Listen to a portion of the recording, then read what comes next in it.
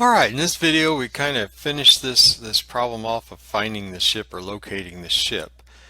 The last couple of videos what we did, well first we used the foci A and B, and we built a hyperbola, and we knew the ship was on the right branch as we look at it. Okay, then we introduced a third station out on an island north 30 degrees east of station A. Now to build that hyperbola, we introduced the plane, the x double prime, y double prime plane, made it very easy to build, and so we built that.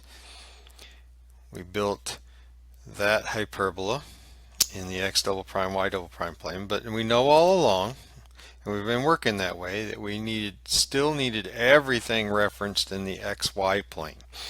Our first hyperbola was done. That's where it was with focus A and B, foci A and B. With C and B as the foci, then we built this one in the x double prime, y double prime. Then in the last video, the one before this, we moved it. Well, we didn't move it. Same hyperbola, but we referenced it in the x prime, y prime. Okay, and so then we came up with this equation in that, referencing that particular plane.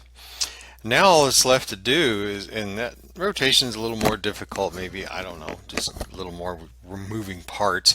Now all that's left is a simple translation. We simply do the translation so that now we finally reference this ellipse that we've built in the initially in the x double prime, y double prime plane. Now we will reference it in the xy plane. And basically that's just a matter of doing a translation, and we know the center. This has always been the reference to the center of this ellipse, and that's always been the reference in the xy plane, 75, 130. And so it's simply a matter now of taking and replacing x prime with x minus 75 and y prime with y minus 130. And we do that in these places here. If you want just to help us maybe make sense of that, so we do it right here, here, here, and here. And so then we can do a little bit of work with that, and we get rewriting it again. Ugly equation. Our initial notes over translation and rotation, we were trying to clean up the equation. We were doing a translation or rotation to make the equation nicer. Here we were going a different direction. We built the hyperbola or our conic, and we did it in nice setting. But yes, we still needed to reference it in the xy plane. And by doing that, yeah, then in the end we end up with this kind of ugly equation. But that's alright. We're going to use GeoGebra to then graph that. And so that's where I'm going to go next. And so here you see our three stations, A, B, C, and D.